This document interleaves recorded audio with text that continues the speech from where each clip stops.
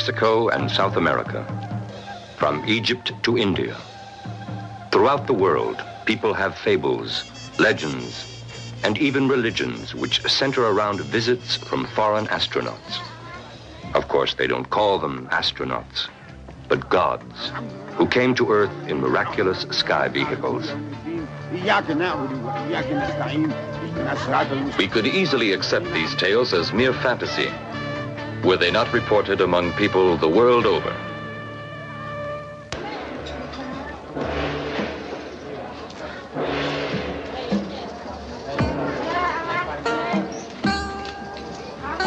Written accounts of godlike visitors abound. For example, in the books of the Tibetan Kanshur. The Kanshur consists of over 1,000 volumes containing the holy texts of Lamaism. The secret code of these texts is the most complex devised by man.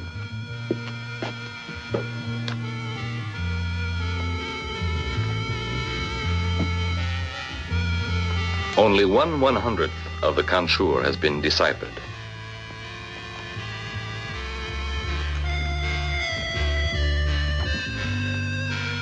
The resulting texts, which we can now read, are full of references to gods appearing in the sky, of the luminous pearls and transparent spheres that these gods lived in. Once these books have been completely deciphered, they are bound to yield much more information about these mysterious space visitors.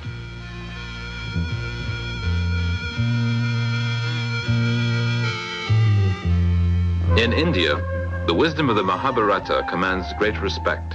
It is the national epic poem, much loved by the people.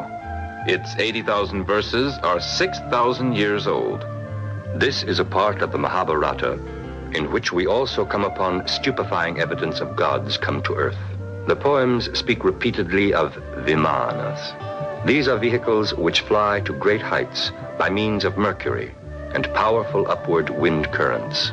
This reconstruction of Vimana was made by Dr. Kazantsev, according to the description in the Mahabharata. The author of this passage witnessed what today would be called a blast-off. Bhima flew away in his Vimana on a gigantic beam of light, which shone as the sun, and whose noise was like the thunder of a thunderstorm.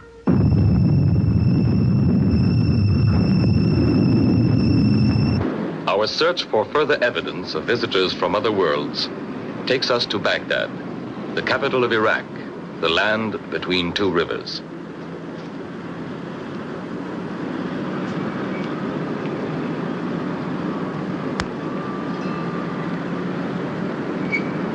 The museum here provides us with many a link to the past, including accounts written on clay tablets at least 5,000 years ago. Their stony pages tell of mysterious creatures which came to Earth in bursts of smoke and noise.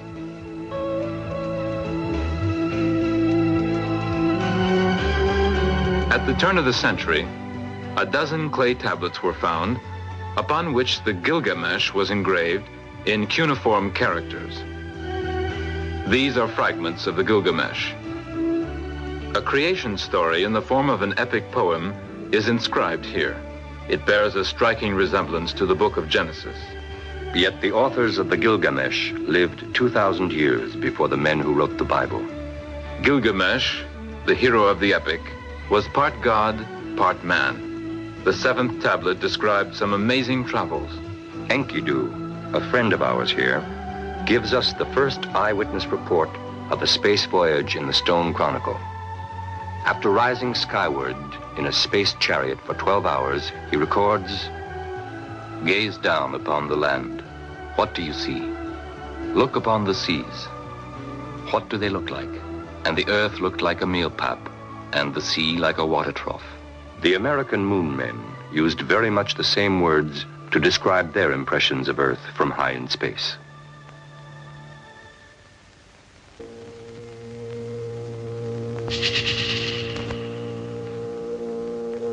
We are flying over the Dead Sea.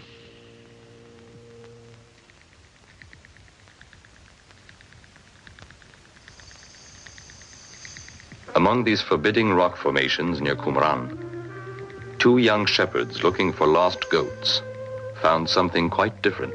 In these caves, in 1947, they came upon the so-called Dead Sea Scrolls. They were inscribed on leather about 2,000 years ago. The Qumran texts also speak of strange sky vehicles and of the sons of heaven who came to earth in them. Their arrival and departure were accompanied by clouds of smoke and fire. Hardly more than 1,000th of these ancient sources has given up its secrets. There are too few scholars at work deciphering the mountains of parchment, bark, or clay documents gathering dust in museums and libraries. Moreover, what little has been decoded calls for careful study to determine just what verifiable facts they contain. We should no longer permit ourselves to dismiss accounts of sky vehicles and traveling deities as sheer imagination. There is a lesson in the reaction of those South Sea Islanders to their first experience with white men and airplanes. If they'd known how to write, surely their impressions would make fantastic reading.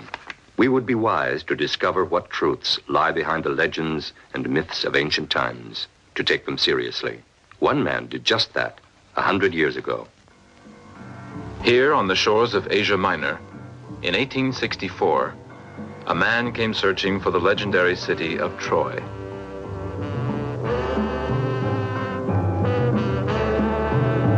He found it beneath this hill. Heinrich Schliemann had made up his mind to take the tales of Homer, the Iliad and the Odyssey, literally. What utter nonsense, said the wise men of his day. Homer's stories were written 8 centuries before Christ, and charming as they are, we all know they are only poetry. But Heinrich Schliemann had faith in the factual, historical side of the blind bard's accounts. And at last, his faith was rewarded. Following the poet's lead, he found ancient Troy. Imagine his pleasure in giving his wife jewelry he had unearthed in Priam's royal treasure house. Imagine his satisfaction in locating Troy exactly where Homer said it was. Schliemann was ridiculed in his own day. Today, he is considered one of the greatest archaeologists of all times. Following his example, let's take another great document literally. The Bible says, "Then the Lord rained on Sodom and Gomorrah brimstone and fire." What actually happened? Certainly the 19th chapter of the first book of Moses describes a dramatic event. God sent his messengers to warn Lot's family of impending disaster. The angels told Lot, "Flee for your life. Do not look back or stop anywhere in the valley. Flee to the hills, lest you be consumed." Today, of course, we know that a mountain offers protection from radioactivity. The messengers were insistent that he leave the city immediately. We might well wonder if they had foreknowledge of an atomic explosion.